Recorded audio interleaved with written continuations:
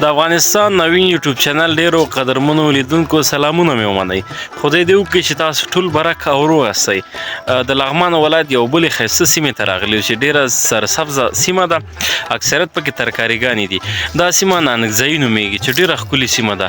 دلته ستاسو لپاره موږ ښایسته ښایسته ویډیوګانې جوړو او دغه خپرونه وګورئ، تر پایه پورې خوند ترېنه واخلئ، له موږ سره اوسئ او زموږ یوټیوب چینل سره سبسکرایب کړئ.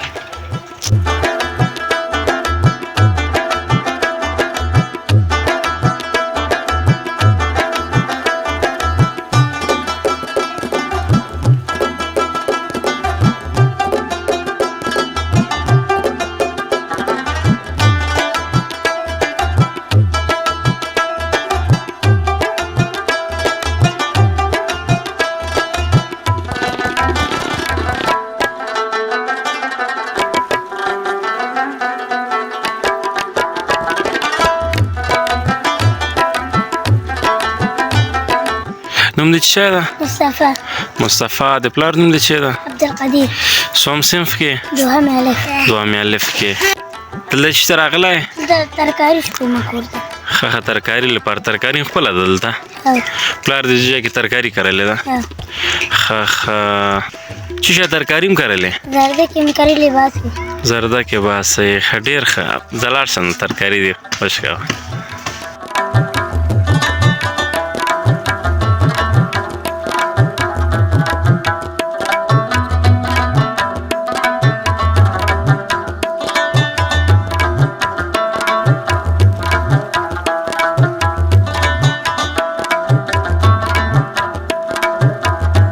تا نوم څه شی ده؟ نقیب الله. د پلار نوم دې څه ده؟ وحید الله. وحید الله. څوم صنف کې؟ اول. دلته هم کور نږدې ده؟ دلته چکر ته راوتی بیرون پټیانو کې مستي کوې؟ دلته ترکاریګانې پټي لرئ؟ پلار دې څه کار کوي؟ فلج ده. نور مشران ورونه دې شته؟ نه، یو ماشوم ده.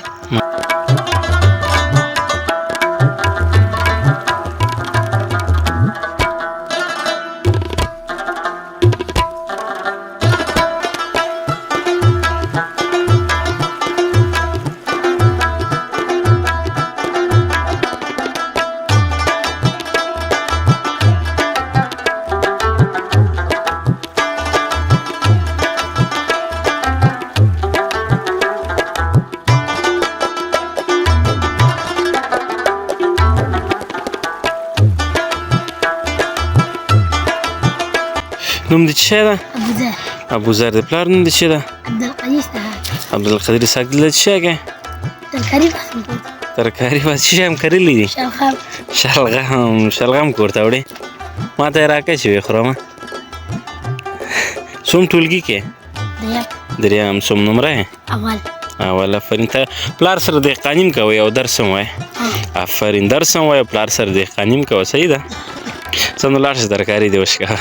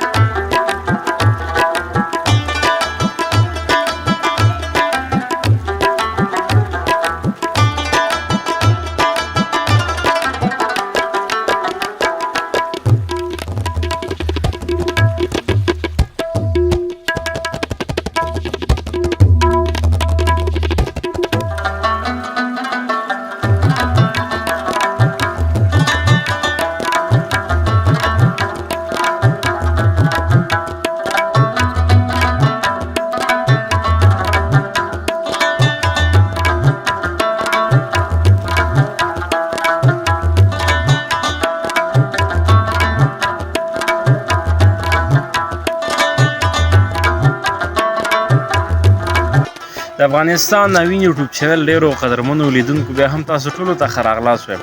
نانکځۍ دا ډېرې ښکلې سیمه ده. ګازرې هم رسېدلې دي، شلغم او پیاز واړه هغه تخم لپاره یې کرلي دي. پیاز هم پټیو کې نهل شوي دي، غنم هم کرل شوي دي. هغه موسم ده چې اوس یعنې فعلا چې دا غنم وارڅه اوس نوي کرل شوي دي، غټ شوي نه دي تر اوسه. دلته خوا کې مې ګازرې دي، ګازرې رسېدلې. ویډیو به تاسو لپاره جوړو. خو دا ساحه چې ده نانکځۍ ډېرې ښایسته ترکاریګانې لري. دې ټولې